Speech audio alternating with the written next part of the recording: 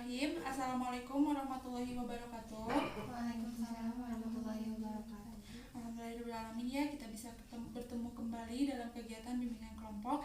Nah, sebelum kita memulai kegiatan bimbingan kelompok, alangkah baiknya kita untuk melakukan kegiatan dengan berdoa terlebih dahulu. Siapa yang memimpin berdoa? Ada yang mau? Berdoa dalam hati, mulai.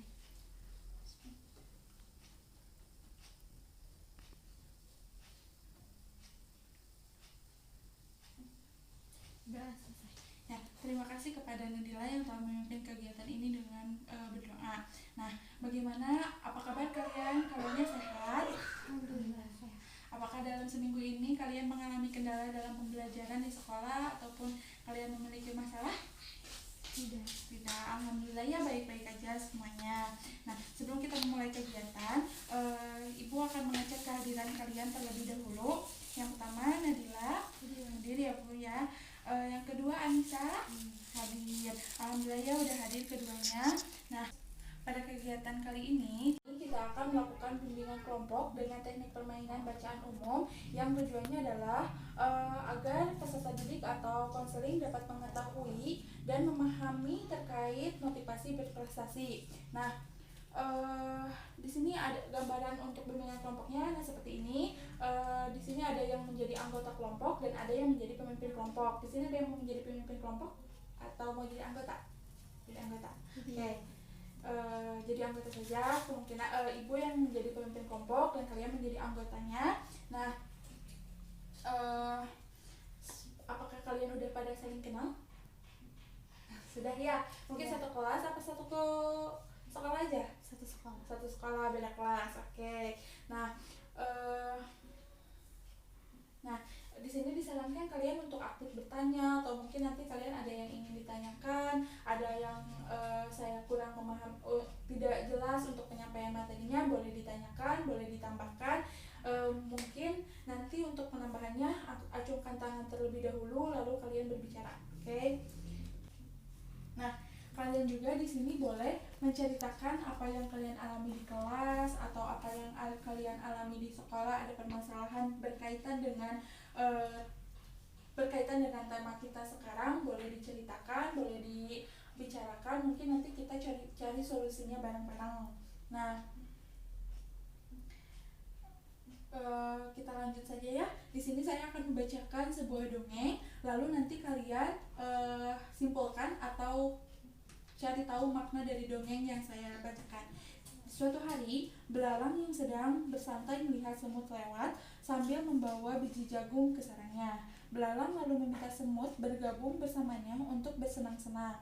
Semut menolak dan memberitahu belalang bahwa dia sedang bersiap mencari makanan untuk cadangan musim dingin. Di musim dingin, makanan akan langka dan sangat sulit dicari. Belalang mengabaikan cerita semut karena dia tak mau repot. Akhirnya, musim dingin pun tiba dan belalang tidak memiliki makanan untuk bertahan hidup. Ia kesusahan bertahan hidup di musim dingin. Hal ini berbanding terbalik dengan semut. Di musim dingin, semut justru sangat menikmati jagung dan dalam kehangatan di sarangnya. Oke, dari cerita tersebut makna apa yang bisa kalian ambil? Coba dari Ica dulu deh, Anissa. Harus selalu bekerja keras dari kerja keras mendapatkan hasil yang baik. Oke, jadi kita itu harus selalu bekerja keras agar bisa mendapatkan hasil yang baik. Kalau menurut Nadila, Jangan menjadi orang yang malas dan harus bisa mengajarkan nasihat orang lain, mendengarkan nasihat orang lain. oke, jadi kita itu jadi orang tuh jangan malas dan harus mau mendengarkan nasihat orang lain. Jadi kuncinya adalah kerja keras, jangan malas, dan kita itu harus selalu harus bisa mendengarkan apa kata nasihat dari orang lain. Nah, oke, kalian udah bisa menyimpulkan dalam sebuah dongeng ataupun bacaan umum. Jadi tadi itu adalah sebuah teknik permainan yang dilakukan agar kalian itu bisa mengetahui makna apa, terus pesan moralnya itu apa. Nah, sekarang kita lanjut ke yang kedua. Coba ya kita dari sebuah puisi, coba kalian nanti simpulkan. Nah, puisinya itu berjudul Kebangkitan Nasional Jiwa Pendidikan. Kebangkitan nasional mendobrak semangat, motivasi diri mengukir pendidikan berakhlak, Bangkitlah jiwa pendidikan, pacu kreatif, ukir prestasi, belajar jangan berhenti, masih banyak harus digali dari bumi ini, melukis pembelajaran, cahaya menerangi, bakal hidup sampai mati, jangan lemah, jangan menyerah, terus bangkit, seberangi lautan luas untuk dapatkan hikmah. Perjuangan menyusuri benturan terjalnya jurang, jangan pesimis, tak perlu menangis, tak perlu takut gagal, kegagalan buah mimpi tiada arti, teruslah terbang menggapai bintang, sukses diraih bekal masa depan, karakter bangsa membentuk, moral terjaga, tata krama menjadi dasar, tak lagi kriminal, terbuang biadab, terkikis pelecehan, dalam lingkup kebangkitan nasional jiwa pendidikan, jayalah Indonesia. Oke, pesan moral yang dapat diambil atau kesimpulannya apa coba? Menurut Nadila? Jadi kalau belajar itu harus tetap belajar sampai misalkan kalau ada namanya juga proses pasti ada rintangannya, tapi di balik rintangan itu semua kalau kita bekerja keras, kalau kita sungguh-sungguh dalam mencapai itu pasti hasilnya akan memuaskan. Oke, baik. Jadi kita itu harus tetap belajar apapun keadaannya, karena proses tidak akan mengkhianati hasil begitu. Kalau menurut Ica? Bisa Ica? Ada yang mau disampaikan? Apa sama dengan Kak Nadila? Sama ya? Oke, nah jadi kita itu harus tetap belajar agar kita itu bisa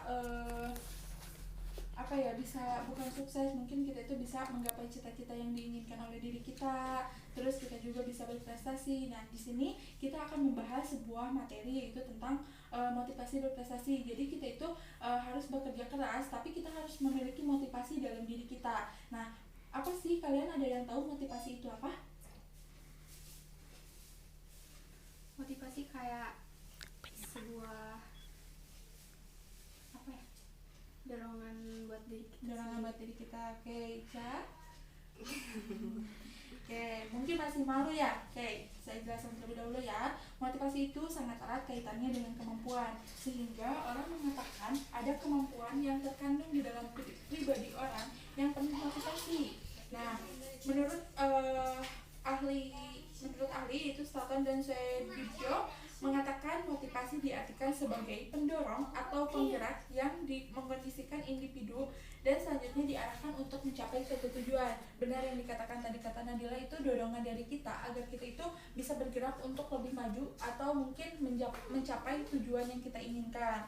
Nah, seseorang hanya akan belajar jika ia mampu mempunyai kemampuan untuk belajar.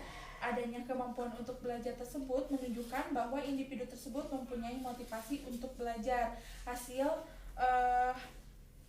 Hasilnya itu adalah bahwa kolerasi positif dan signifikan antara motivasi berprestasi dengan hasil belajar.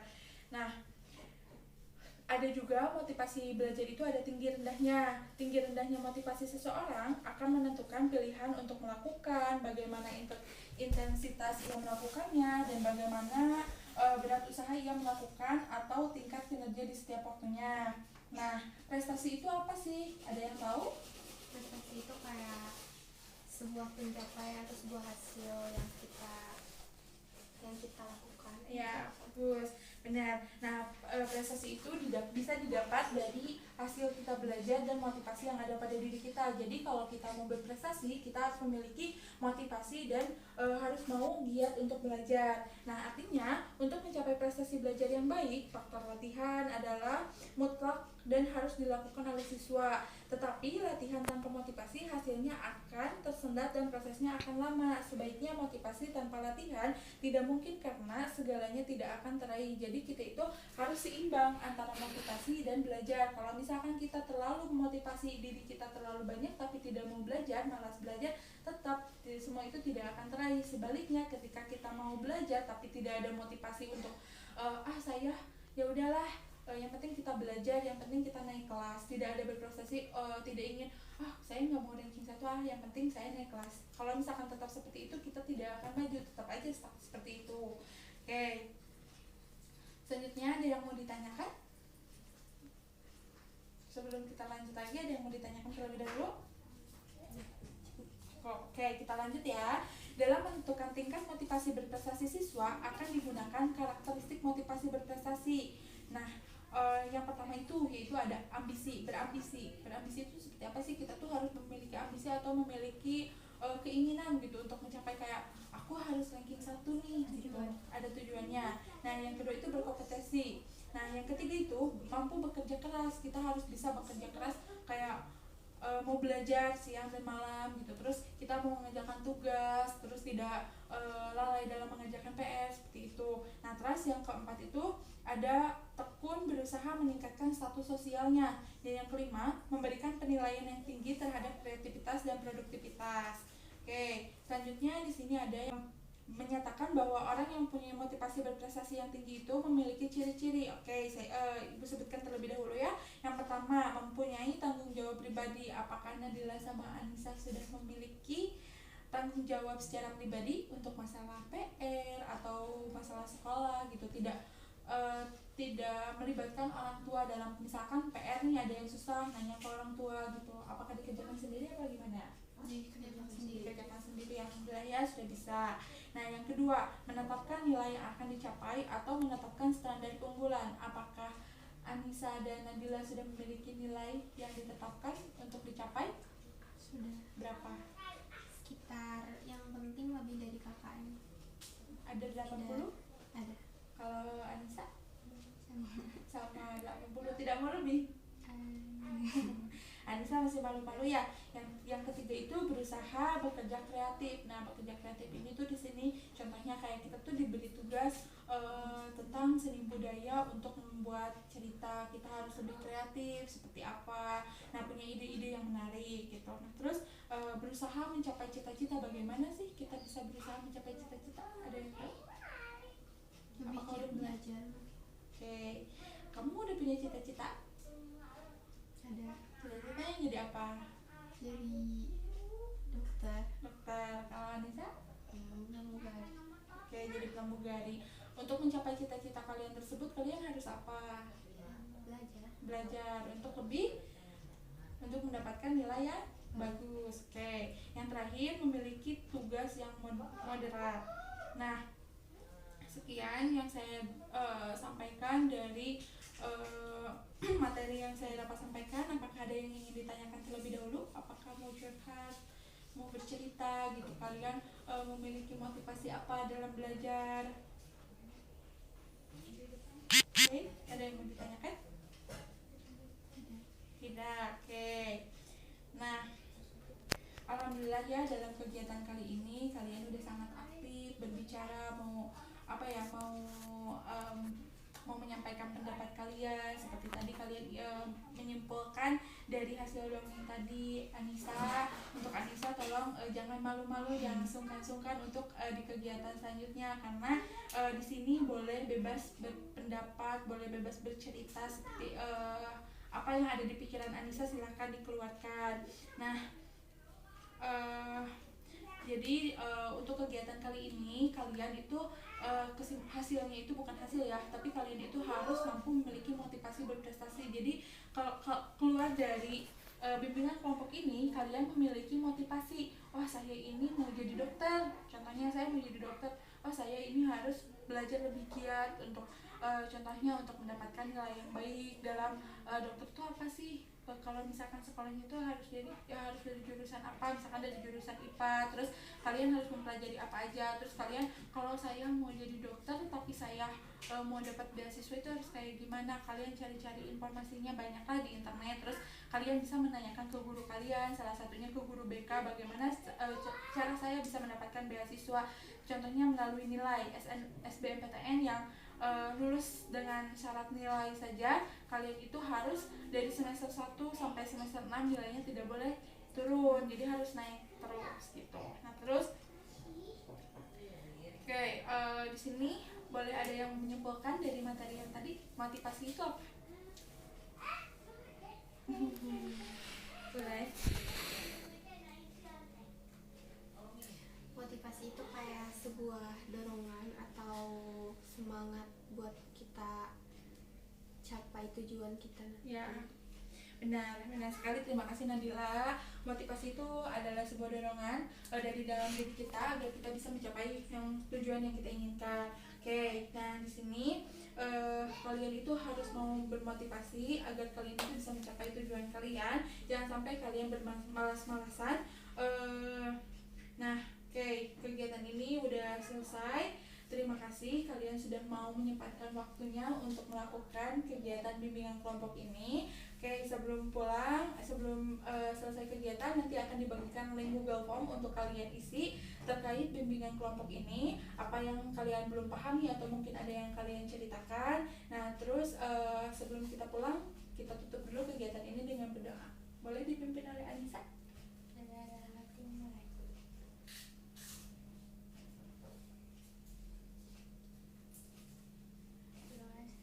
Terima kasih Anissa, terima kasih semuanya telah mau menyempatkan waktu. Semoga kita bisa bertemu dalam kegiatan bimbingan selanjutnya.